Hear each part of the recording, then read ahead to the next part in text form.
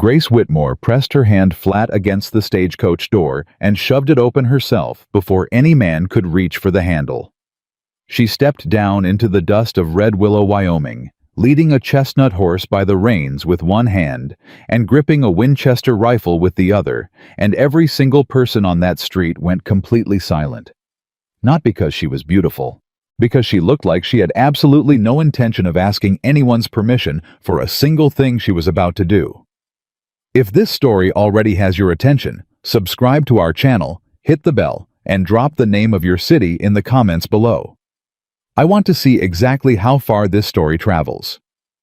Now stay with me, because what happens next will change everything you think you know about what a woman is capable of. The stagecoach had barely rolled to a stop when the door swung open from the inside. No hesitation, no waiting, no gloved hand reaching for assistance. Grace Whitmore stepped down into the red Wyoming dust like she had been doing it her entire life. One boot, then the other, firm and deliberate, and the chestnut mare she led down behind her, tossed her head once and blew out a long breath through her nose as if even the horse had opinions about the reception they were receiving. The street went quiet, the way a room goes quiet when something unexpected walks through the door. Men stopped mid-sentence. A woman near the mercantile gripped her basket with both hands. Two boys, sitting on a barrel, stared with their mouths open. Even the wind seemed to take a moment to reconsider. Grace didn't look around for approval. She didn't smile the careful, apologetic smile that traveling women usually wore when they arrived somewhere new and needed the town to decide they were acceptable. She simply stood in the dust with her Winchester hanging easy in her right hand, and her eyes moving slowly and deliberately down the length of the main street, reading it the way a person reads a page looking for information, not reassurance. Luke Bennett stood 20 feet away with his hat in his hands. He had read her letter 4 times. Sensible handwriting, practical sentences. She had listed her skills writing accounting, household management, livestock assessment. The way a man lists qualifications for a job, not the way a woman usually wrote to a prospective husband. He had told himself that was a good sign. He had told himself he wanted a capable woman, a woman who could hold her own on a working ranch, a woman who understood what frontier life actually demanded. He had told himself all of that. Standing here now, watching her scan his town like she was deciding whether or not it met her standards. He felt a cold, uncomfortable sensation settle somewhere between his ribs. She was going to be trouble. Not the loud kind. The quiet, determined, absolutely will not be moved kind. The kind that was far more difficult to manage. He put his hat back on and walked toward her. "Miss Whitmore," he said. "I'm Luke Bennett." She turned and looked at him directly. Her eyes were dark brown and entirely steady. "Mr. Bennett," she said, "your second fence post on the north road is leaning at a 30-degree angle, and the wire is pulled loose on the bottom 2 strands. Something's been working at it from the outside. You'll want to check that before the week is out." Luke stopped. He glanced back toward the road he had just ridden down without thinking twice about. He started, stopped, tried again. "That's the first thing you're going to say to me." "It's the first useful thing I noticed," Grace said. "I assumed useful was preferable to decorative." From somewhere behind him, he heard old Martin Greaves let out a long, slow breath. Beside Martin, Clara Doyle, who had been the one to suggest the mail order arrangement in the first place, pressed her lips together so tightly they went white. Luke looked back at Grace. She was watching him with an expression that was perfectly calm and entirely unintimidated, waiting to see what kind of man he was going to be about this. He took a breath. "I'll have someone look at it," he said. "I'd look at it yourself," she said. "Hired men don't always notice what an owner notices." That was the moment Luke Bennett understood that absolutely nothing about the next several months was going to go the way he had planned. He reached for her travel trunk. She already had one hand on the handle. "I have it," she said. "Miss Whitmore, I can—" "Mr. Bennett." Her voice was not unkind. It was simply final. "I carried this from Missouri. I expect I can manage the last 10 feet. He stepped back. She lifted the trunk herself, balanced it with the ease of someone who had done it before, and looked at him with something that might, in another set of circumstances, have been the beginning of a smile. "Your horse," she said. "Is that him there? The gray?" "That's Cannon," Luke said. "Yes." "Good stock," she said, glancing at the animal with an appraiser's eye. "His left rear shoe is wearing unevenly. He's compensating for something in that hip. You'll want the farrier to look before you push him hard." She started walking toward the wagon. Luke stood in the street for a full 3 seconds before he remembered to follow her. Behind him, he heard Victor Harlan's voice, low, deliberate, designed to carry exactly far enough. "That," Victor said to the man standing beside him, "is not a wife. That is a problem somebody ordered by mail." The men around him laughed. Grace did not turn around, but her shoulders went very still for just a moment, and Luke, watching from 4 steps behind her, saw her chin lift exactly 1 degree. She had heard, and she had filed it away. He understood in that moment that Victor Harlan had just made a significant tactical error.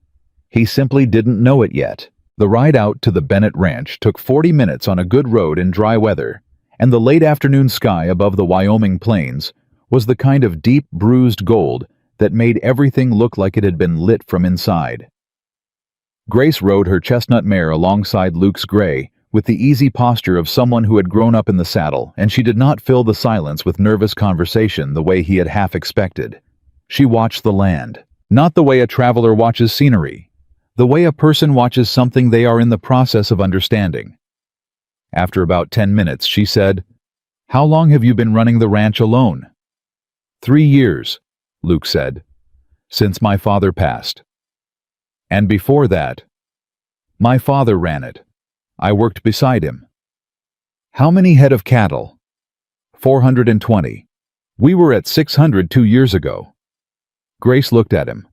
"What happened to the other 180? Luke's jaw tightened almost imperceptibly. "Drought, hard winter, lost some to illness."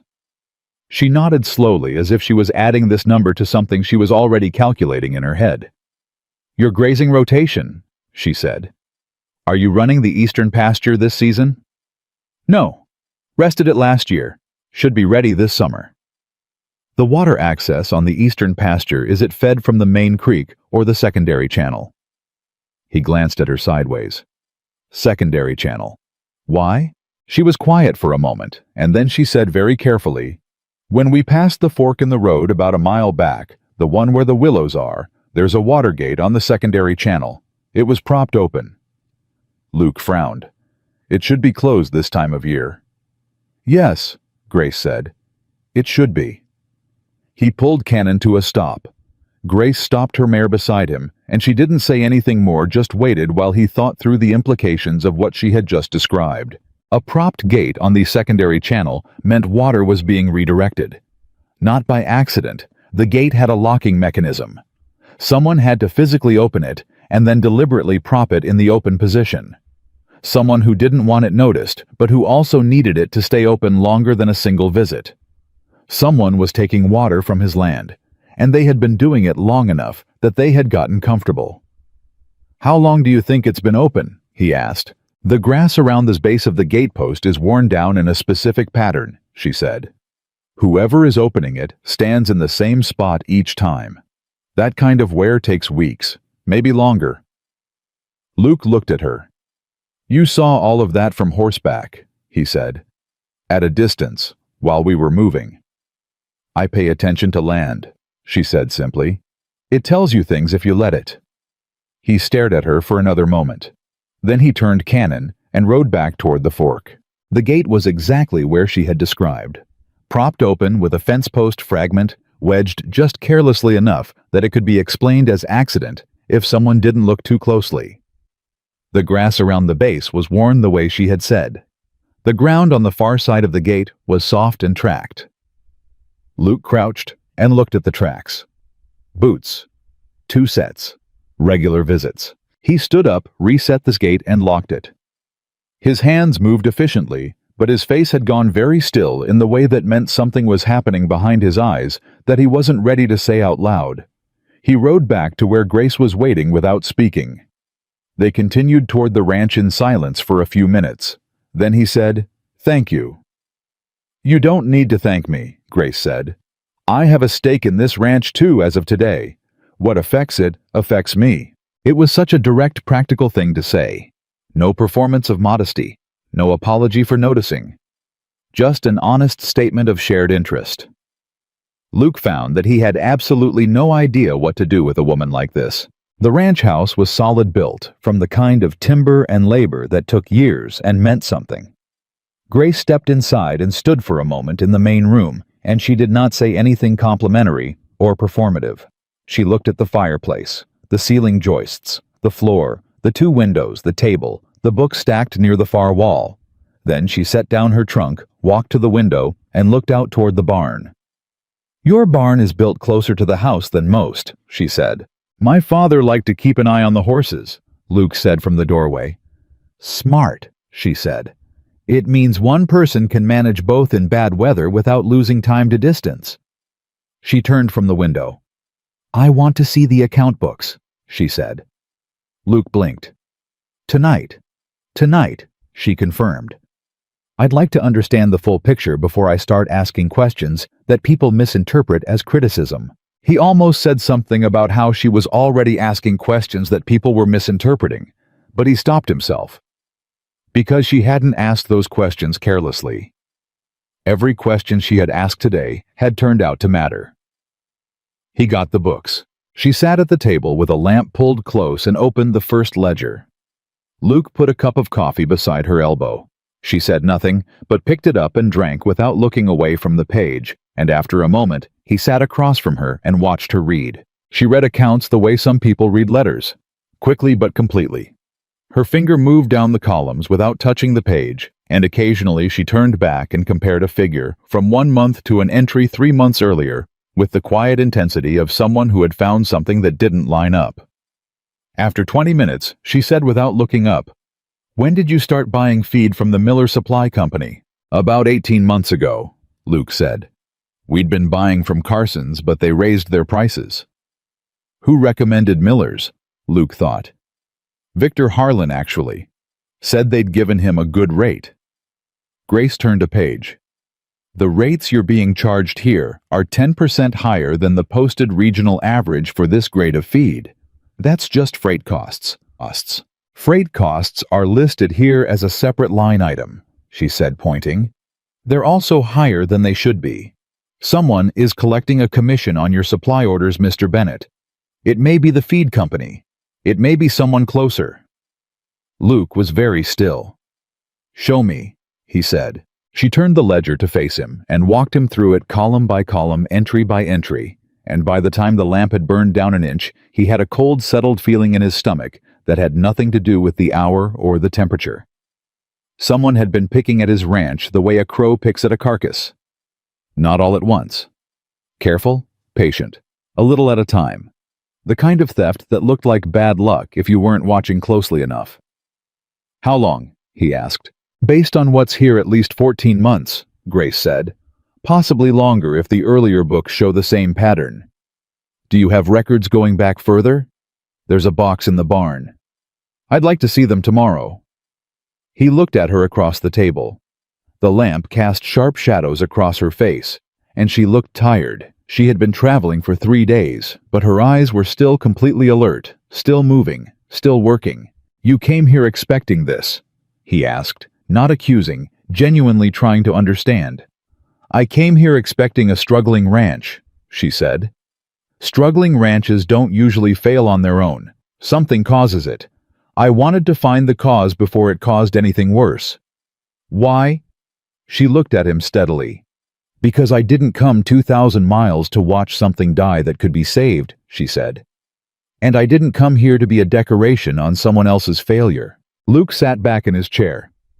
Outside, the Wyoming night had gone deep and wide and absolutely black, and somewhere far out on the plain, a coyote called once and then went silent. The ranch house creaked in the way that old wood creaks when the temperature drops, not alarmingly, just reminding you it was there. He said finally, "There's a county meeting in 3 weeks. Victor Harlan has been pushing a proposal to consolidate the valley water rights under a single management authority. He says it's more efficient." Grace's expression didn't change, but her hand resting on the ledger went very still. "Who would manage the authority?" she asked. He hasn't said officially, Luke said. But everyone knows it would be him. And how many ranchers in this valley are currently dependent on the same secondary channel that was being diverted tonight?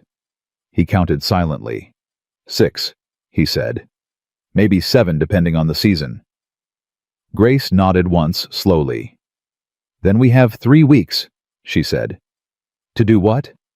She closed the ledger and looked at him with the same clear level expression she had worn since the moment she stepped off that stagecoach, steady and certain, and entirely uninterested in fear. To find out exactly how deep this goes, she said, before he makes it impossible to stop.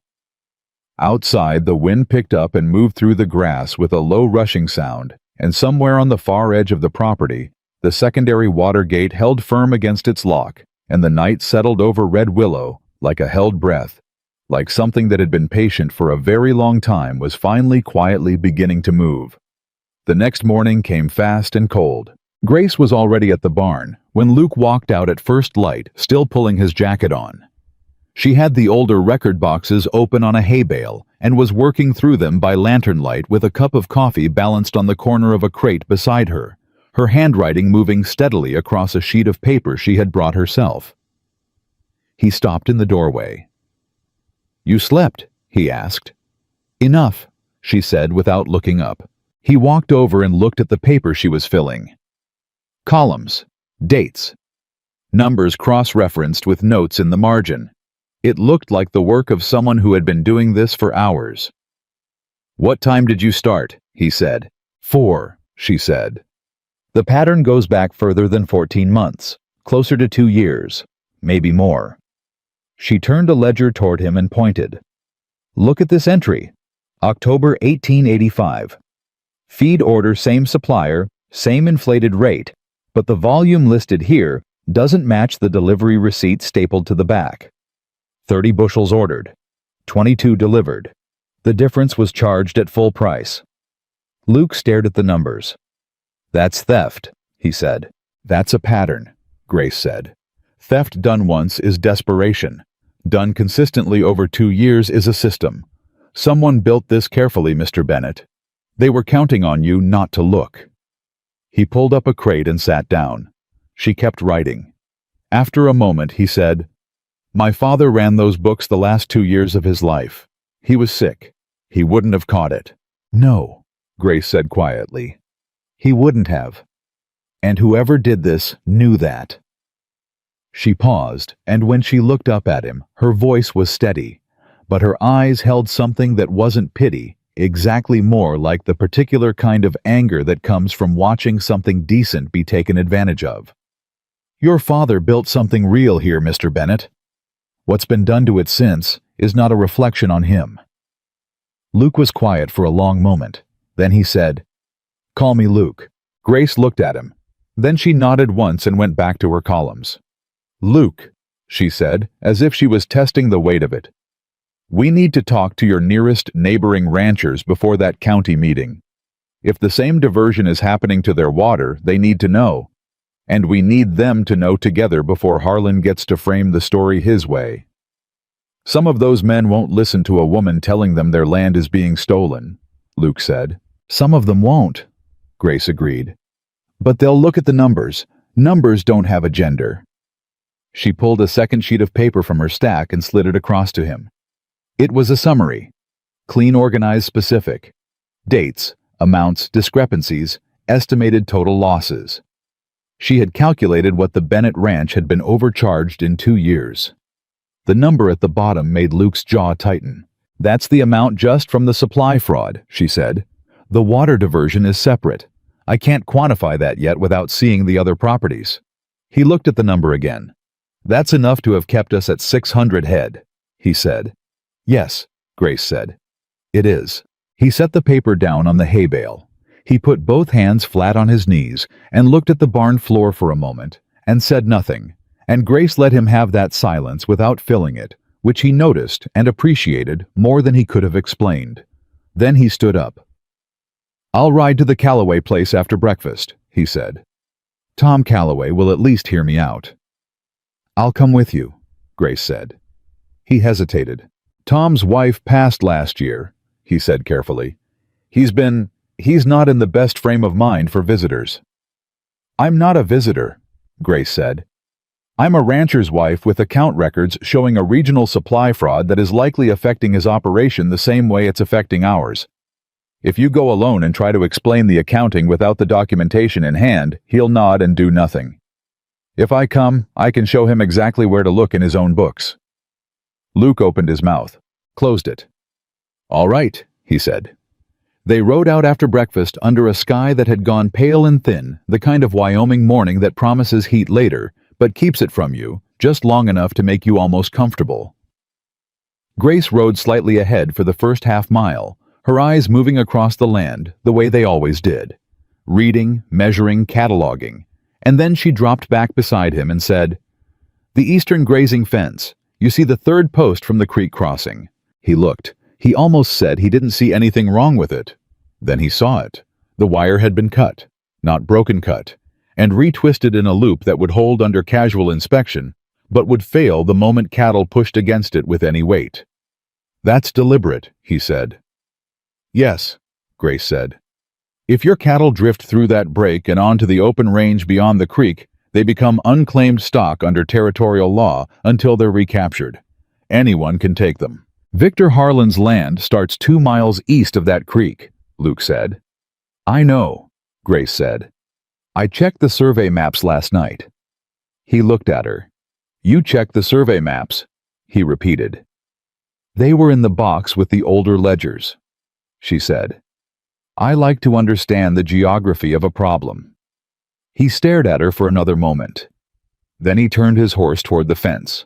They fixed the wire together, Grace holding the post steady while Luke restrung the wire properly and drove it secure, and neither of them said much while they worked, because the work itself was saying enough. There was something in the simple shared labor of it, the way she handed him tools without being asked, the way she assessed the problem practically and without drama. He had worked beside hired men for 3 years, and most of them talked too much and thought too little, and here was this woman who had arrived 24 hours ago, already understanding the shape of the threat against his land better than he did. It made him feel something complicated, grateful and unsettled in equal measure. Tom Calloway met them at his gate with a rifle in the crook of his arm, which was normal for the territory, and not a personal comment. He was a wide, weathered man in his 60s, with the look of someone who had been arguing with the land for 40 years, and was tired, but not beaten. He looked at Luke, and nodded. He looked at Grace, and his expression went carefully neutral. "This your bride," he said to Luke. "This is Grace," Luke said. "She's got something you need to hear." Tom looked at Grace. Grace looked back at him with the same direct, unhurried expression she wore for everyone. "Mr. Calloway," she said, "do you buy your feed from the Miller Supply Company?" Tom blinked. Whatever he had expected her to say, it wasn't that. "I do," he said slowly. "Since when?" "Year and a half, maybe 2 years. Victor Harlan recommended them. Said they—" He stopped. His eyes narrowed. "Why?" Grace opened the leather satchel she had brought across her saddle and took out a document, not the original, but a clean copy she had made that morning specifically for this conversation. "This is a comparison of the posted regional rates for your grade of feed and the rates you are currently being charged," she said. "The difference per order is approximately 12%. Over 2 years that adds up." She let him take the paper. She gave him time to look at it. She did not rush him or explain more than he needed. She just waited while his eyes moved down the columns, and she watched the moment the number at the bottom registered in his face. Tom Calloway looked up. 12%, he said. "Minimum," Grace said. "I've only been able to verify the Bennett account so far. Your records might show a different rate." "Where's this information from?" Tom said. His voice was not hostile. It was the voice of a man who wanted very much to believe this wasn't real, but was already starting to suspect it was. "Wyoming Territorial Agricultural Trade Register," Grace said. "Published quarterly. The rates in there are public record. Anyone can verify them." Tom looked at Luke. Luke said, "She found the same problem in my books going back 2 years. Feed pricing delivery short counts, And there's a water issue too. Water, Tom said. Something shifted in his face. My secondary channel has been running low all summer. I figured it was the drought. Check your diversion gate, Grace said. The one on the fork half a mile north of your property line. Check whether it's been opened and propped. Tom stared at her. You're telling me someone's been stealing my water? I'm telling you to check your gate, Grace said carefully, and see what you find. They rode to the gate together, all three of them, and Tom Calloway dismounted and crouched down and looked at the base of the gatepost for a long silent moment. And when he stood up, his face had changed in the particular way a face changes when a man realizes he has been made a fool of by someone he trusted. It's been opened, he said. Recently, more than once. He looked at Luke. Luke said, same as ours.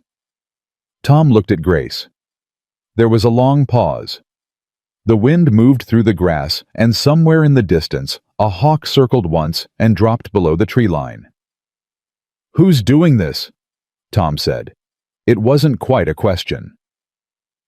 We don't have proof yet, Grace said. That's what we're building. Tom was quiet for a moment longer. Then he said, my neighbor to the east. Pete Garfield, he told me 2 weeks ago his cattle drifted through a fence break. Lost 30 head before he noticed. Couldn't find them. Figured it was an accident. He paused. Victor Harlan bought 30 head at auction 3 weeks ago. Marked stock. Pete never saw a bill of sale. The three of them stood in the wind beside the tampered gate. Grace said quietly, how many ranchers in this valley are you on speaking terms with? 6, Tom said. 7 if you count Old Harrow, but he don't speak much to anyone.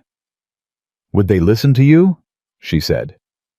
If you called a meeting before the county gathering somewhere private. Tom looked at her for a long moment. You're talking about building a case, he said. I'm talking about making sure that before Victor Harlan stands up in that county meeting and asks everyone to hand him control of the valley water. Every rancher in this valley already knows what he's been doing with the water he's already taken, Grace said. Tom's jaw worked silently for a moment. Then he said, my place, Saturday evening. I'll get word to the others. They rode back toward the Bennett Ranch in the long late afternoon light, and this time Luke did not try to measure the silence or fill it carefully. He just rode beside her and let the land pass around them, and after a while he said, Tom Calloway has not agreed to anything quickly since 1879. He agreed because the numbers were real, Grace said. I didn't ask him to trust me. I asked him to look at his own records. Still, Luke said. She glanced at him sideways. Still what? She said. You're good at this, he said. It came out simply without decoration or qualification, and he meant it exactly as he said it. Grace looked at him for a moment without speaking. Then she looked back at the road ahead. I've been good at things my whole life, she said. Missouri didn't have much use for it. He heard something in that something old and carefully contained, and he didn't push at it, but he stored it away in the way you store a thing you intend to come back to when the time is right. By the time they reached the ranch, it was full evening. Grace unsaddled her own mare, checked her hooves, filled her water, and was back at the account books by the time Luke had finished with the horses. He came inside to find her cross-referencing 2 ledgers simultaneously, a third open beside her elbow for reference, and a 4th page of notes already filled. He made dinner. She ate without looking up more than twice. After a while, he said, There's something I haven't told you yet. She looked up. 3 months ago. He said, Victor Harlan made me an offer on the ranch. A low offer. I told him no. 2 weeks later, the well on the south pasture went dry. He paused. I thought it was the drought. Now I'm not sure. Grace set down her pen. Is the south pasture well connected to the secondary channel or the main creek? She said. Secondary channel, Luke said. She picked her pen back up. Add that to the list, she said. You have a list. She turned the current sheet of paper toward him. It was long. It was specific. It was organized by category: supply fraud, water diversion, fence, sabotage, stock loss, and next to each item she had written a column for evidence in hand, and a column for evidence still needed.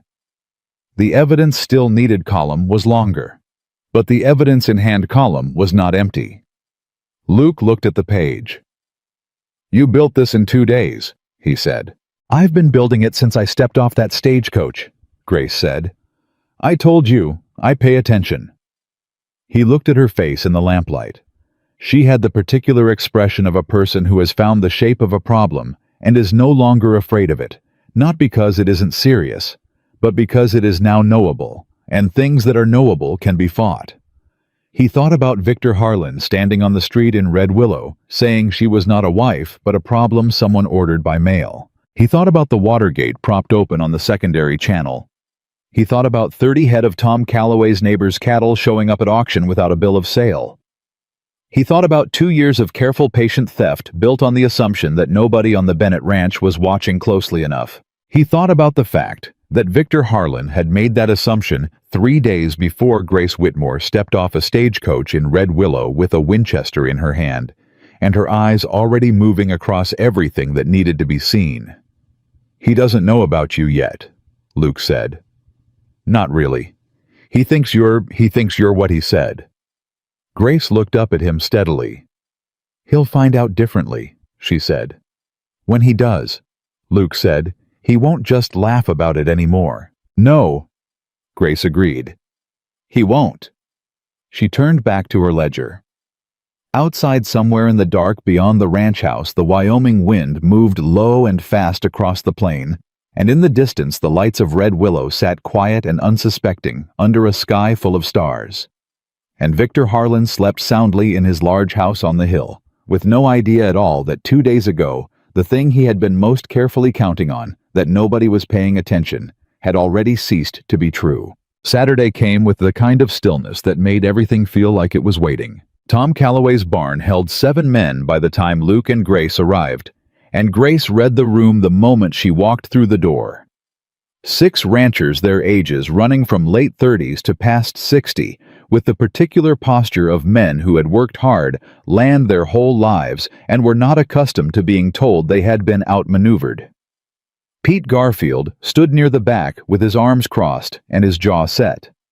The Harrow brothers, Old Harrow and his son Denny, sat on a bench near the wall and said nothing, which Tom had warned her was their version of paying close attention. A man named Cutter Walsh stood closest to the door, which Grace noted, because men who stand closest to the door are either the most skeptical or the most afraid, and with Walsh she suspected both. Tom introduced her without ceremony. "This is Luke Bennett's wife," he said. "She's got something to show you. All I ask is you look at the numbers before you make up your mind about anything else." Cutter Walsh looked at Grace and then looked at Luke and said, "No offense, Bennett, but why is she the one talking?" "Because she's the one who found it," Luke said. Walsh looked back at Grace.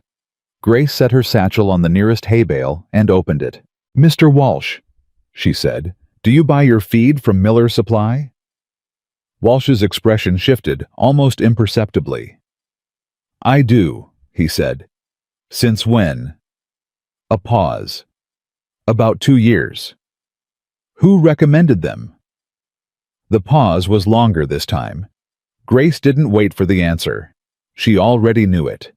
She pulled out 7 copies of the same comparison document she had shown Tom Calloway, one for each man in the room, and she passed them around without another word, and let the silence do its work. The silence lasted about 40 seconds. Then Pete Garfield said from the back of the room, 12%. "Minimum," Grace said. "Some of you may be paying more depending on your order volume." "This is public record," Old Harrow said. It was the first thing he had said since she arrived. "Wyoming Territorial Agricultural Trade Register," Grace said. "Published 4 times a year. I can get you the specific issue and page number if you want to verify it yourself." Old Harrow looked at the paper for another long moment. Then he looked at his son. Something passed between them. Walsh had unfolded his arms. He was still standing near the door, but he was reading the document with the focused, unhappy expression of a man doing arithmetic he doesn't want to get right. "That's not all," Tom said. Grace moved to the second document. The water records. She had spent 2 nights mapping the secondary channel against the survey maps, and what she had built was a clear visual account of exactly where the water was going when it was diverted. Not in abstract, but property by property, gate by gate, date by estimated date based on the wear patterns and ground conditions she had assessed at each location. "I need to ask each of you the same question," she said. "Has your secondary channel been running below normal this summer?" Every hand in the room went up, even Walsh's. "I want you to check your diversion gate at the fork," she said. "The one on the north side of the main branch. If it's been propped open or shows repeated wear at the base of the post, the water that should be feeding your land has been redirected." She paused. "I've checked 3 properties so far, including the Bennett Ranch. All 3 gates show the same pattern." The room had gone very quiet. Pete Garfield stepped forward from the back. He was a lean, sunburned man who moved like someone who had been angry for a while and was now getting a direction for it. "My cattle," he said. 30 head I lost in June through a fence break. You know something about that too. I know that Victor Harlan purchased 30 head of marked stock at the Laramie auction 3 weeks after your cattle went missing," Grace said. "I have the auction record. I don't have a bill of sale connecting his purchase to your cattle, which is what we'd need for a legal claim. But I have the timing, the head count, and the brand registry if any of your marks are recorded there." Garfield's jaw went tight. "They're recorded," he said. "Then we compare," Grace said. "If the brands match the auction lot, that's not circumstance anymore. That's evidence." Cutter Walsh pushed off the wall. "This is a serious accusation," he said. His voice had changed. The skepticism was still there, but underneath it was something that might have been fear. "Victor Harlan is the wealthiest man in this county. He's got lawyers. He's got connections to the territorial office. If we go after him publicly and we're wrong—" "We won't be wrong," Grace said. "You sound very certain for someone who's been here less than a week." "I'm certain about the numbers, Mr. Walsh," she said. "The numbers don't depend on how long I've been here. They depend on whether they're accurate, and I've checked them 3 times. Walsh looked at her for a long moment. Then he said, "What do you want from us?" "Your account books," Grace said. "Give me access to your supply records for the past 2 years. Let me check them the same way I checked the Bennett records. If the pattern is there, I'll document it. If it's not, I'll tell you that too." She looked around the room. "I'm not asking you to trust me. I'm asking you to let me show you what's in your own books." Another silence. This one felt different, heavier, like something shifting its weight. Old Harrow spoke again. "And the county meeting," he said. "Harlan's water proposal. He's going to ask you to vote control of the valley water rights over to a single management authority," Grace said. "He will tell you it's more efficient. What it actually does is give one man legal control over whether every farm and ranch in this valley survives drought or doesn't." She paused. "He's already been taking the water illegally. This proposal makes it legal." The words landed in the room like a stone dropped in still water, and Grace watched the rings move outward across every face. Pete Garfield said very quietly, "He's been setting this up for 2 years.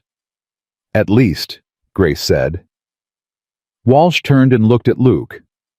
"You knew about this." "I knew my ranch was struggling," Luke said. Grace is the one who understood why. Walsh looked back at Grace with an expression that was difficult to read, not hostile anymore, but complicated, like a man recalibrating something he had already decided. "All right," he said finally. "You can look at my books." By the time they left Tom Calloway's barn that evening, Grace had access to 5 sets of ranch records. The other 2 men the Harrow brothers told Tom they would bring their books to the Bennett Ranch themselves by Tuesday. It was not a dramatic moment of unanimous solidarity. It was quieter than that.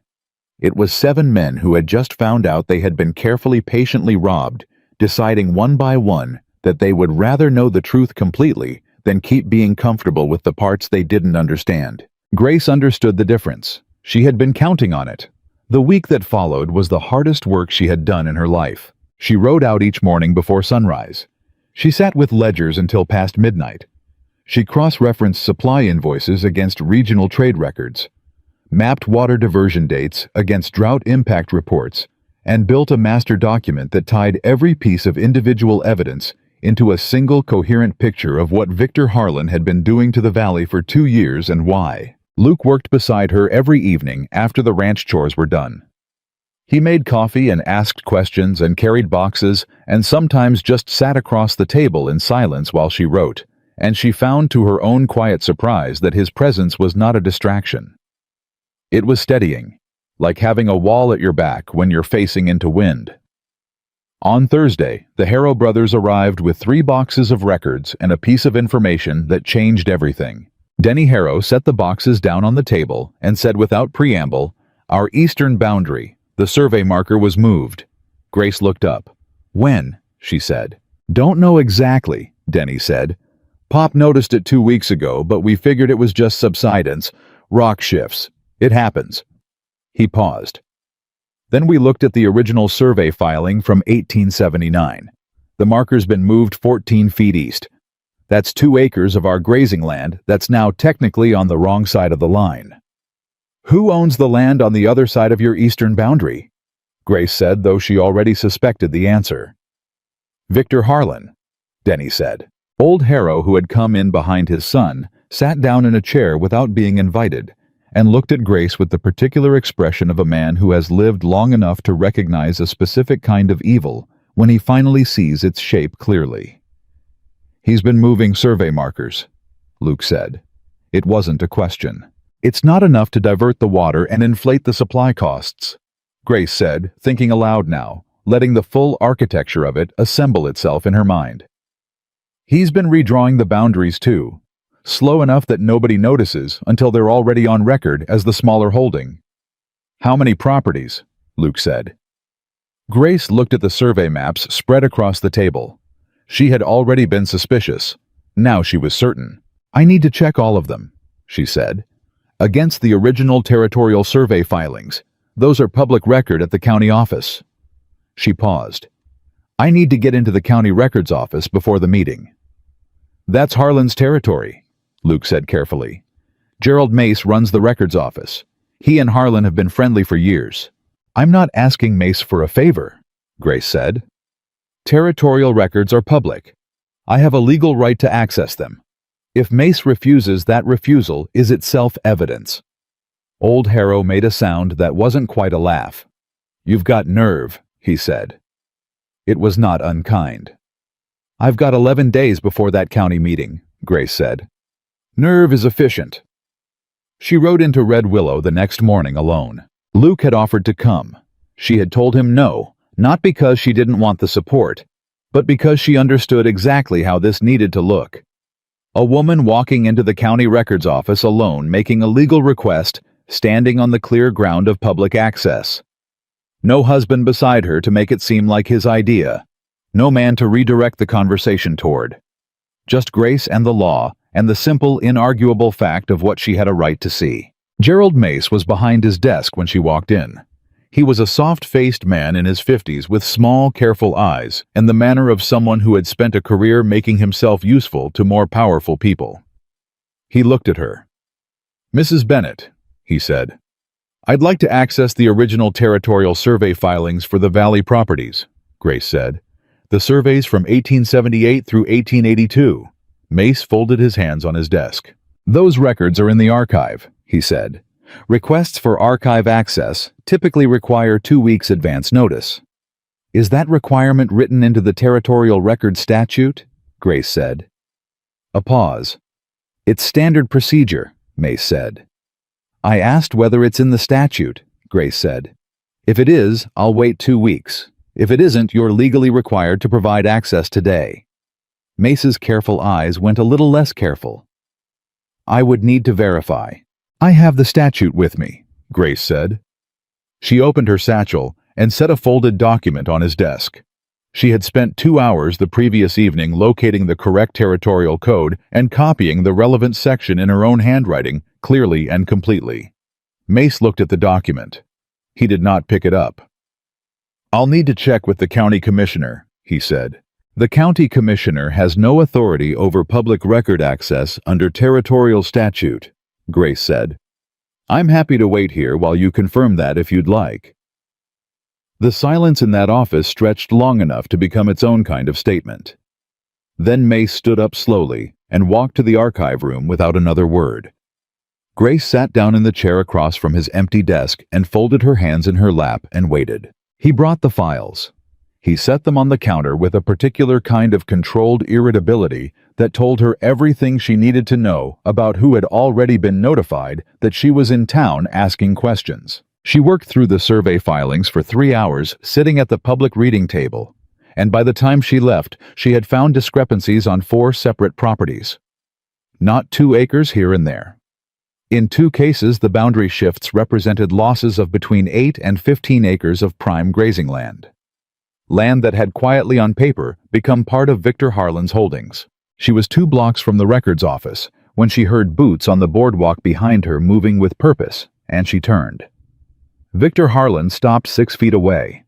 He was a large man, broad through the shoulders, well-dressed by frontier standards, with the kind of easy physical confidence that came from spending a lifetime never being told no by anyone who mattered. He had cold gray eyes and a smile that didn't connect to them. "Mrs. Bennett," he said, "I heard you were visiting the records office." "Good afternoon, Mr. Harlan," Grace said. "I hope Gerald was helpful." "He was," Grace said. "The records were very informative." Harlan's smile stayed exactly where it was. "I've been meaning to call on you," he said. "Welcome you to the valley properly. It can be lonely out here for a woman who's used to town life. A lot of ladies find the frontier isn't quite what they imagined." "I find it's exactly what I imagined," Grace said. "Perhaps more so." "Still," Harlan said, and his voice dropped just slightly, not threatening exactly, but pressing the way a heavy hand presses on a shoulder without squeezing. "A new wife has a great deal to learn about how things work out here, who to trust, what matters, how things get done." He paused. "Luke is a good man. He's had a hard few years. I'd hate to see things get harder for him because someone stirred up trouble they didn't fully understand." Grace looked at him directly. "That's very considerate of you," she said. "I'll tell him you said so." She turned and walked back toward her horse. Behind her, she heard Victor Harlan stand very still on that boardwalk for a long moment. She did not look back. But her hand at her side was not entirely steady, and she was aware more sharply than she had been before that she was no longer just finding evidence of what had already been done. She was now a problem Victor Harlan had decided to address personally. And men like Victor Harlan did not address problems gently. She untied her mare mounted and rode out of Red Willow at an even pace, and she did not allow herself to hurry until the town was behind her and the open plain was ahead and the wind came at her clean and fast, and then she pushed her mare to a gallop and rode hard for home with the survey documents pressed flat against her ribs inside her jacket, and 8 days left before the county meeting, and the certain knowledge that the next move was coming and it would not be subtle. She told Luke about Harlan the moment she got back. Not the way a frightened woman reports a threat, the way a strategist reports a change in conditions. She sat down at the table, took the survey documents from inside her jacket, spread them flat, and said, "He came to me on the street. He knows I was in the records office. He knows what I was looking for." Luke's expression went very still. "What did he say?" "He welcomed me to the valley," Grace said. "He suggested I might find the frontier harder than I expected. He implied that if I stirred up trouble, I didn't understand things could get harder for you." She paused. "It was a warning dressed as hospitality. He's done it before to other people, you can tell by how practiced it was." Luke pushed back from the table and stood up. "I'll go talk to him." "No," Grace said, firmly, immediately. Luke stopped. "If you go to him now, angry with nothing in hand but the fact that he spoke to your wife on a public street, he wins the next 2 weeks," she said. "He'll tell everyone you're unstable. He'll use it to discredit everything we bring to the meeting. Right now, his only move against us is intimidation, because he doesn't yet know how much we have." She held his eyes. "We do not go to him. We finish the work. We show up at that meeting with everything. Luke stood with his jaw tight and his hands at his sides, and the particular expression of a man who knows the right answer and doesn't entirely like it. He threatened you, he said. He tried to, Grace said. There's a difference. A long moment passed between them. Then Luke sat back down and looked at the survey documents. Show me what you found, he said. She showed him. Property by property. Original survey line against current recorded boundary. And as she walked him through each discrepancy, his expression moved through disbelief and into something colder and more settled. When she reached the Harrow property, 15 acres of prime grazing land quietly absorbed into Harlan's holdings over 4 years, Luke set his hand flat on the table and said nothing for a full 10 seconds. He's been doing this since before my father died, he said. Yes, Grace said. My father might have known, Luke said slowly. Toward the end he was worried about the ranch. Said things felt wrong but couldn't say why. I thought it was the illness, the confusion. He stopped. It wasn't confusion. Grace did not offer comfort of the empty kind. She let that land and settle and mean what it meant. Your father noticed something real, she said. You're going to finish what he started noticing. Luke looked at her across the table. It was a simple thing to say. It was also in that moment exactly the right thing. He straightened in his chair and pulled the survey documents closer and said, What do we still need before the meeting? 2 things, Grace said. First, I need someone to ride to Laramie and pull the original deed filings for the boundary properties. The county records show the current state the Laramie Territorial Office will have the originals. If the originals don't match the county records, that's not a survey error. That's fraud filed with the territorial government. That's a criminal matter, not just a civil one. I can ride to Laramie, Luke said. It needs to be someone Harlan doesn't watch closely, Grace said. He'll be watching you now. He came to me because he knows you're the rancher. You're the threat he can see. He doesn't understand yet that the work is mine. She paused. Tom Calloway. He's older. He moves quietly. Nobody thinks twice about him making a supply run to Laramie.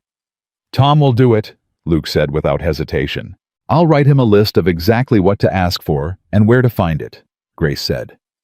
Second thing, Pete Garfield's cattle. I need to compare his brand registry against the Laramie auction lot records from June. If the brands on those 30 head match Pete's registered marks, we have Harlan on theft of livestock. That's a hanging offense in this territory, and every man in that county meeting will know it. Luke was quiet for a moment. You're not just building a case to stop the water proposal, he said. No, Grace said. I'm building a case that ends this, permanently. A defeated water proposal just means he tries again next year through a different mechanism. What I'm building means he doesn't try again at anything. Luke looked at her for a long moment. You thought about this before you got on the stagecoach in Missouri, he said. Grace almost smiled. I thought about it on the stagecoach, she said. I didn't know it would be this specific until I got here. But I knew there would be something. Ranches don't fail the way yours was failing without a reason. He shook his head slowly. I owe you an apology, he said. She looked up. When you stepped off that coach, he said, I thought you were going to be the hardest thing I'd dealt with in 3 years. I might still be, Grace said. He almost smiled back. Worth it, he said very quietly, and looked back at the survey documents before either of them had to decide what to do with that.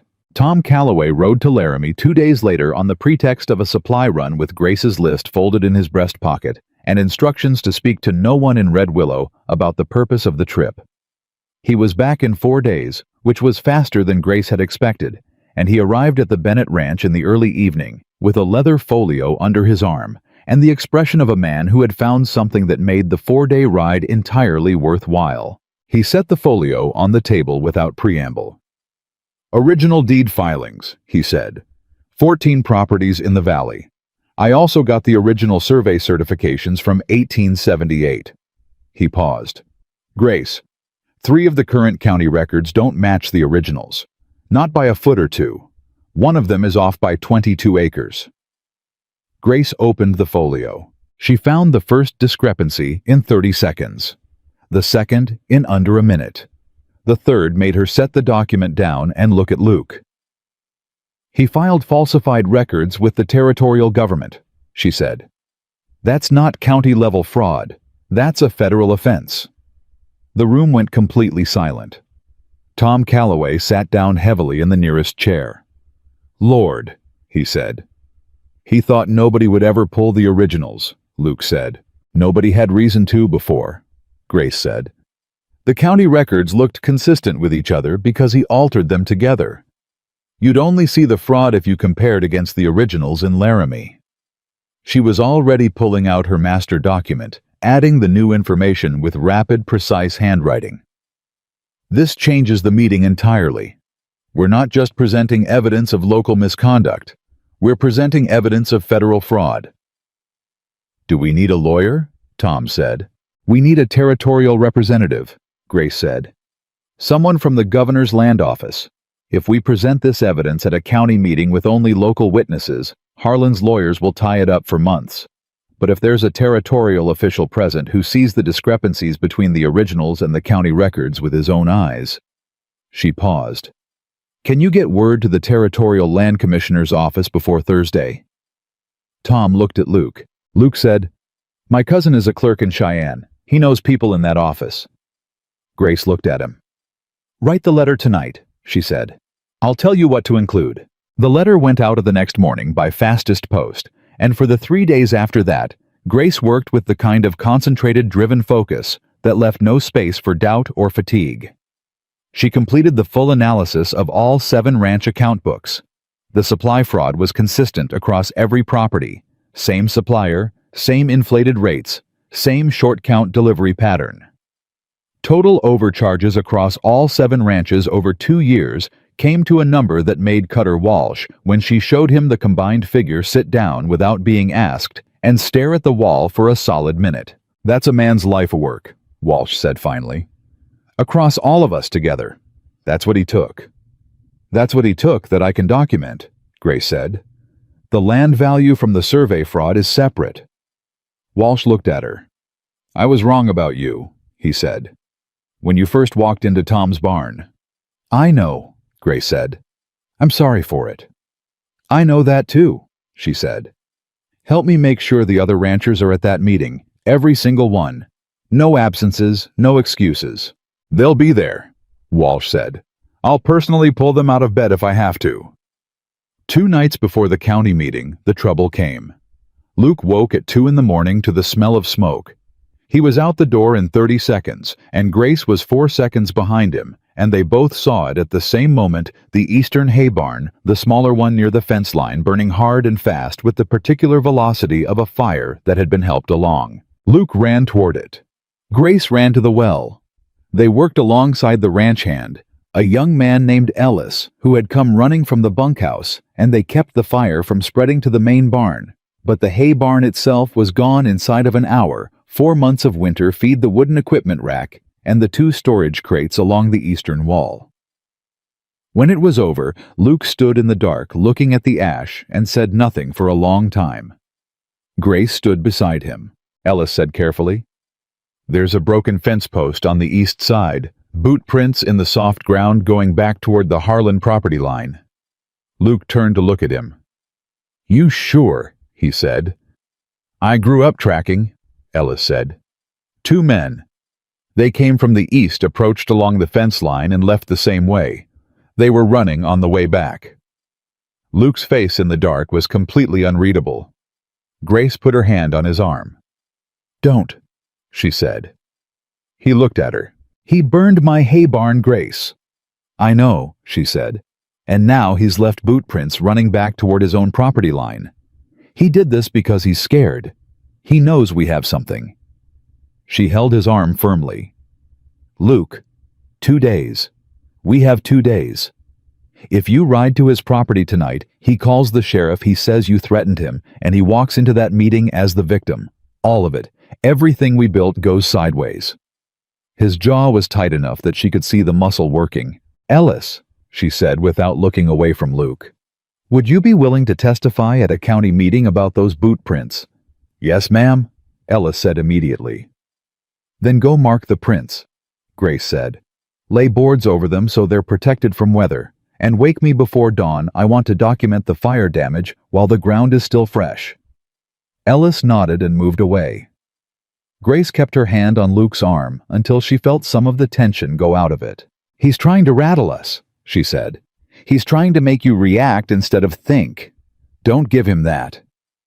Luke looked at the ruined barn.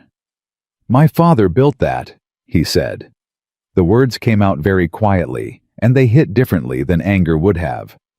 Grace felt them land and did not try to make them smaller. "I know," she said. "And we are going to make sure Victor Harlan stands in front of this entire county and accounts for every single thing he has done, including this." She paused. "That is the only answer that actually means something. A fist in the dark means nothing. Evidence in the light means everything." He was quiet for a long moment.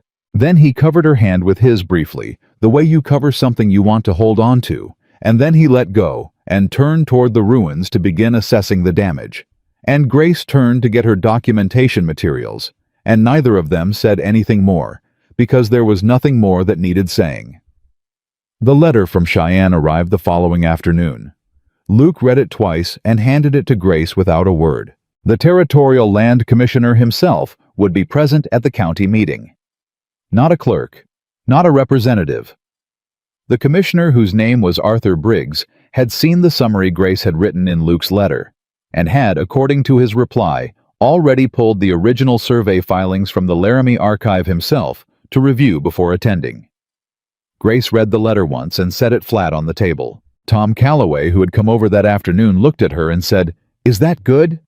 "That's the meeting changing entirely," Grace said. "Harlan is expecting to walk in tomorrow and railroad a water proposal through a room full of isolated, overworked ranchers who don't have time or energy to fight him. He is not expecting the Territorial Land Commissioner sitting in the front row with the original survey records." Tom was quiet for a moment. Then he said, "You should know I heard in town today that Harlan is planning to bring his lawyer, and Gerald Mace has been seen going in and out of Harlan's house twice this week." "Mace will try to discredit the records request," Grace said. "He'll say the archive procedure wasn't followed properly. He'll say the comparison is invalid." She paused. "That's why the commissioner needs to make the comparison himself on the record in the meeting. If Mace objects to the archive procedure, he's objecting to the commissioner's own office." Tom looked at her for a long moment. "You've thought about every move he can make," he said. "I've tried to," Grace said. "What if you missed something?" She looked at him steadily. "Then we deal with it when it comes," she said. "But I don't think I missed anything." The night before the meeting, Grace could not sleep. She lay in the dark, listening to the ranch house settle around her, and ran through the evidence one more time, not because she doubted it, but because the habit of checking was the same habit that had found the fraud in the first place, and she trusted the habit more than she trusted confidence. The supply fraud documentation, the water diversion records, the survey discrepancies, Pete Garfield's brand registry against the auction records. She had received confirmation 2 days ago that 4 of the brands matched, which was enough. Ellis's testimony about the boot prints, the letter from the land commissioner, 7 ranchers who would stand up and testify, and the original deed filings from Laramie that proved the county records had been deliberately falsified. She had built it piece by piece over 11 days out of ledgers and survey maps and the kind of patient, methodical attention that most people in this valley had never thought to bring to bear on Victor Harlan, because they had never imagined a reason to. He had made himself safe by making himself the most powerful man anyone around him had ever dealt with. He had never accounted for someone who had dealt with worse in smaller spaces, with fewer resources, and won. She got up before dawn and put on her good dress, the dark blue wool, the one she had brought from Missouri, for exactly this kind of occasion. And she sat at the table in the quiet early morning and drank her coffee and looked at the stack of documents she had built. Luke came out of his room, already dressed, and stopped when he saw her sitting there. He looked at the documents. He looked at her. "Ready," he said. Grace picked up the stack and put it in her satchel. "I've been ready," she said, "since Missouri." The Red Willow County Meeting Hall was the largest building in town, and by the time Luke and Grace arrived, every seat was filled, and men were standing 3 deep along the back wall. Grace had expected a crowd. She had not expected this particular quality of silence, the held, watchful kind that meant word had already traveled, that people already knew something significant was going to happen in this room today, and that they had come to see which direction it fell. She walked in beside Luke and felt every eye in the room move to her. Not all of those eyes were friendly. Several women near the front turned away deliberately.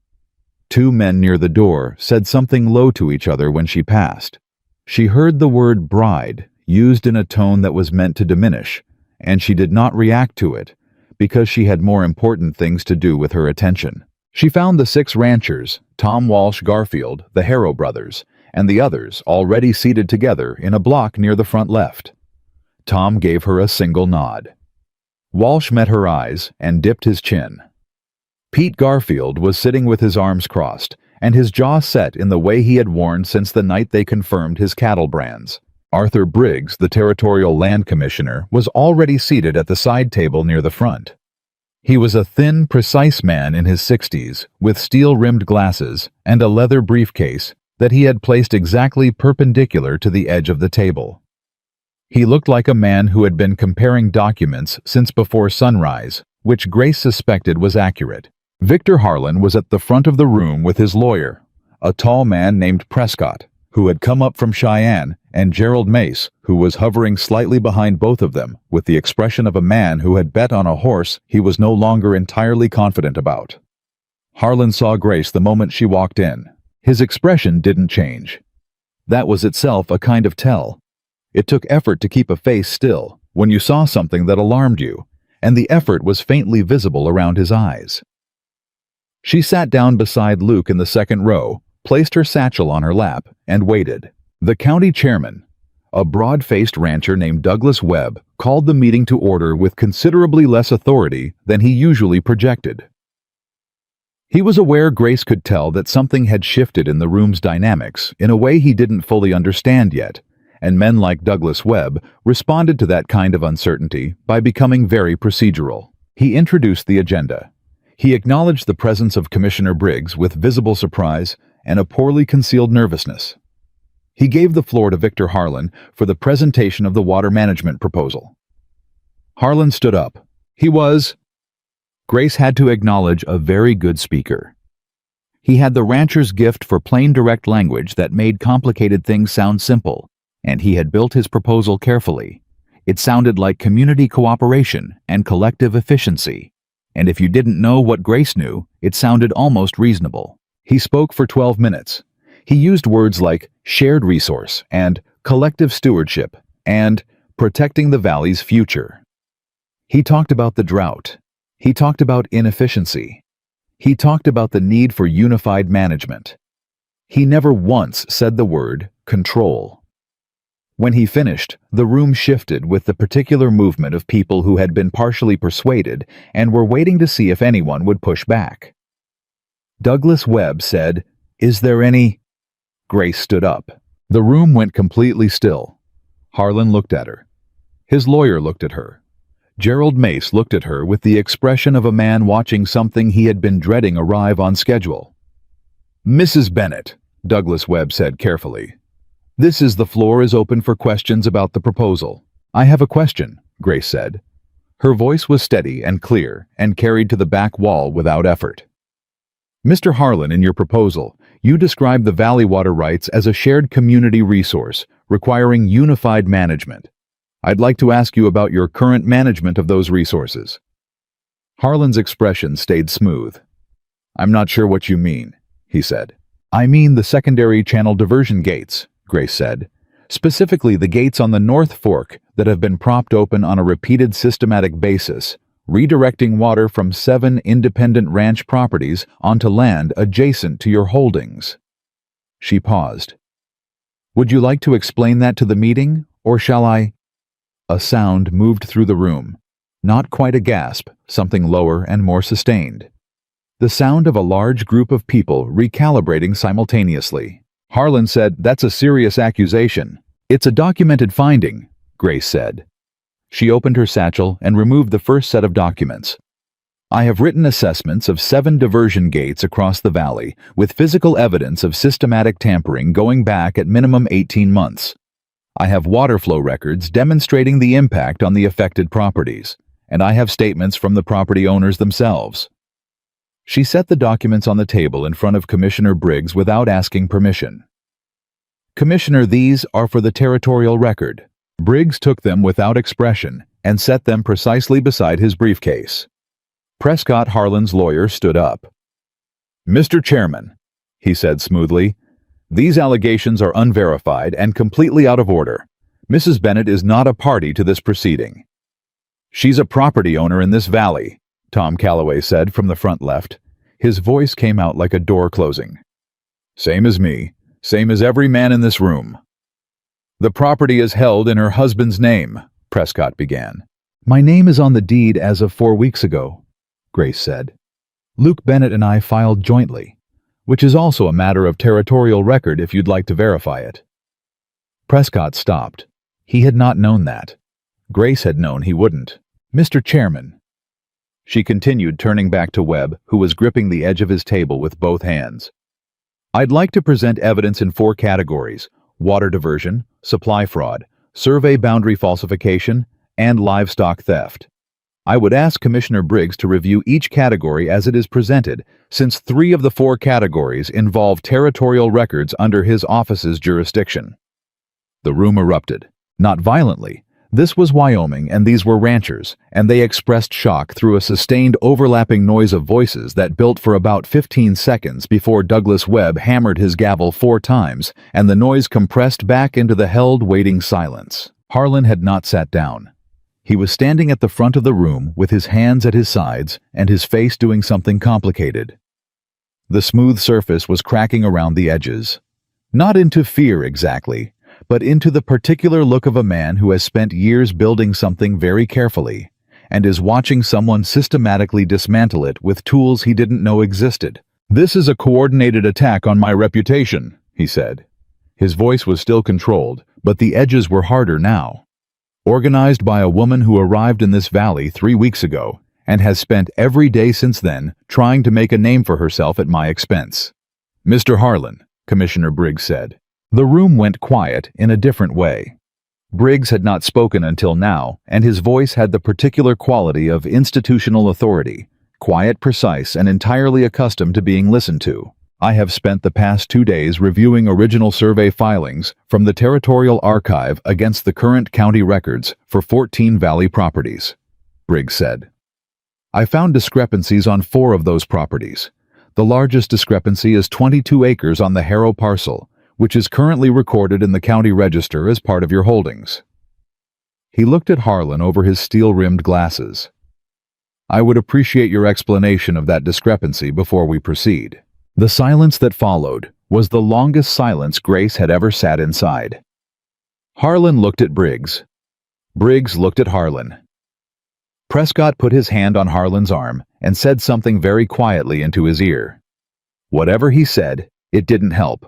Because old Harrow stood up from his seat in the front row slowly, with the deliberate movement of a man in his 70s who has decided that this particular moment is worth the effort, and he said in a voice that needed no projection to fill the room, "That's my land. My father filed that survey in 1878. I have the original certificate." He reached into his jacket and removed a folded document and held it up. "My son rode to Laramie and pulled a certified copy 2 weeks ago," old Harrow said. "I've been carrying this since Saturday." Harlan's lawyer put both hands on the table. Grace stood up again. "Mr. Chairman," she said, "I'd like to present the supply fraud documentation. This covers 7 ranch operations in this valley records showing systematic overcharging through the Miller Supply Company over a period of 2 years with short count deliveries on a consistent basis. The total overcharge across all 7 properties is documented here." She set the second package of documents in front of Briggs. I would also note that Victor Harlan recommended the Miller Supply Company to each of these ranchers individually, and that the Miller Supply Company's principal owner is listed in the Territorial Business Registry as a silent partner in a holding company that also lists Mr. Harlan as a principal. Someone in the back said loudly, "He was taking a cut." "He was taking a commission on every supply order he steered to that company," Grace said, while simultaneously inflating the rates his neighbors paid and pocketing the difference. The room noise came back louder this time, and this time Douglas Webb let it run for a moment before he brought it down. Pete Garfield stood up without waiting to be recognized. "My cattle," he said. 30 head I lost in June. The brands on the Laramie auction lot from 3 weeks later, 4 of those brands are registered to my operation. He looked directly at Harlan. "You want to tell me how your purchase lot had 4 of my branded cattle in it without a bill of sale from me?" Harlan said, "Auction houses make mistakes. The auction house in Laramie keeps meticulous records," Grace said. "Commissioner, the brand registry comparison and the auction lot documentation are in the 3rd package. The auction house manager has provided a written statement confirming no bill of sale was presented at intake for those 4 animals." Prescott leaned to Harlan again. This time Harlan shook his head once sharply. Then, Ellis, the young ranch hand who had come to the meeting at Grace's request, stood up from the back of the room. "I have something too," Ellis said. He was 22 years old, and his voice was not entirely steady, but it was clear. "2 nights ago, I tracked boot prints from the site of a fire on the Bennett Ranch back toward the Harlan property line. 2 sets of boots. Running. I've got the prints marked and covered, and I'll swear to that in any court that wants to hear it." The room had become something else entirely. It had started as a county meeting where a powerful man was going to present a proposal and have it ratified by the weight of his reputation and the weariness of his neighbors. It had become something that had no comfortable name. Yet, not quite a trial, not quite a reckoning, but something between the two. Something that felt like a long-held breath finally releasing. Cutter Walsh stood up. "I want to say something," Walsh said. He looked around the room, and then he looked at Grace. 3 weeks ago, I stood in Tom Calloway's barn, and I asked this woman why she was the one talking. I want to say in front of everyone here that I was wrong to ask it that way. She was the one talking because she was the one who did the work, and the work she did saved every ranch in this valley." The room was quiet. Then Tom Calloway said, "Aye to that." Old Harrow said, "Aye." Pete Garfield said, "Aye." One by one down the row of ranchers, and then from voices Grace didn't recognize in other parts of the room, the word moved through the meeting hall like water finding its level. Commissioner Briggs looked at Douglas Webb and said, "Mr. Chairman, I am formally requesting that this meeting be suspended pending a territorial investigation into the matters presented today. I am also formally requesting that the water management proposal be withdrawn from consideration until the investigation is complete." He looked at Harlan. "Mr. Harlan, I would strongly advise you to remain available for interview by the Territorial Attorney's Office. I will be filing my preliminary report before the end of this week." Prescott was already packing his briefcase. Gerald Mace had not said a single word during the entire meeting. He was standing at the back of the room now, and when Grace looked at him, he looked away first, which told her everything about how the next several weeks would go for Gerald Mace. Harlan stood at the front of the room for a moment longer. He looked at Grace with an expression that was not anger and not defeat. Exactly. It was something more complicated than either the expression of a man confronting the specific shape of his own miscalculation. He had looked at her 3 weeks ago on the street in Red Willow and seen a new bride who didn't know her place. He had never once considered that her place might be exactly where she had put herself at the center of everything, with the evidence building the case waiting for the meeting. He picked up his hat. He walked out of the room without speaking. His lawyer followed. The room exhaled. Luke reached over and put his hand briefly over Grace's where it rested on her satchel. Not dramatically, just a hand over a hand, the simple language of 2 people who have been through something hard together and come out the other side. She didn't pull away. The weeks that followed moved with the particular speed of consequences, finally catching up to a long-running wrong. The Territorial Attorney's Office opened its investigation. 3 of Harlan's hired men gave statements in exchange for consideration, and the statements confirmed every piece of the diversion and sabotage documentation Grace had built. The supply company records, subpoenaed by the Territorial Office, showed the commission structure exactly as she had described it. The falsified survey records became the centerpiece of a federal fraud case that would occupy the territorial court for the better part of 2 years. Victor Harlan did not go quietly. He fought through lawyers and delays and procedural maneuvers, the way powerful men fight when the ground shifts under them. But each maneuver ran directly into documentation that Grace had already anticipated, and by the time the territorial court issued its first ruling, restoring the Harrow parcel boundary, voiding Harlan's illegal water claims, and ordering full restitution on the supply fraud, it was clear to everyone in the valley that the outcome was no longer in question. The Bennett Ranch stabilized that winter. The water flowed the way it was supposed to flow. The cattle count began to climb. The eastern hay barn was rebuilt. Luke and Tom and the Harrow brothers and Pete Garfield raised it in 3 days in October, working from first light to last. And Grace kept the crew in coffee and food and reviewed the new equipment invoices to make sure the pricing was accurate, which made Luke laugh for the first time in months when he caught her doing it. Even now, he said. Habit, she said. Don't ever break it, he said. She started writing that winter. Not articles exactly, more like guides. How to read a supply invoice. How to verify a survey boundary. How to cross-reference territorial records against county filings. She wrote them in plain language, the way she talked, with specific examples and clear steps. And Tom Calloway started passing them to the ranchers he knew. And those ranchers passed them further.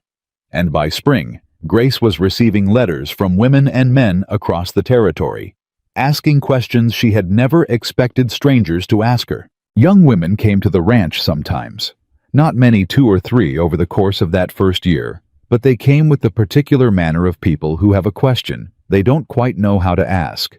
And Grace always made coffee and sat down and let them find the words. And she answered whatever they asked without making them feel foolish for not having known it already. Luke watched this happen and said nothing about it for a long time. Then one evening in late spring, sitting on the ranch porch in the long golden light, he said, "You knew, didn't you? Before you came here, you knew this was going to be bigger than one ranch." Grace looked out toward the pasture where her chestnut mare was grazing alongside Luke's gray, the 2 horses moving in the slow, unhurried way of animals that have decided they are comfortable with each other. "I knew I had skills that were being wasted in Missouri," she said. "I knew there were places where those skills could matter. I didn't know it would be here, or this specific, or—" She paused. "Or that the man waiting at the end of the stagecoach ride would turn out to be worth staying for." Luke was quiet for a moment. "That might be the kindest thing you've said to me," he said. "Don't get used to it," Grace said. "I have a reputation to maintain."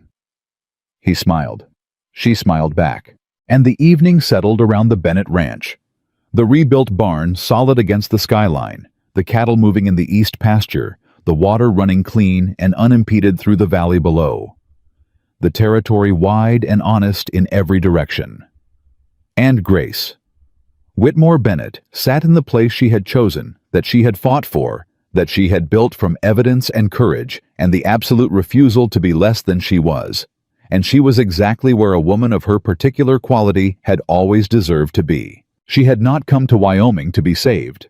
She had come to do the saving, and she had done it on her own terms, in her own way, with her own name on the deed.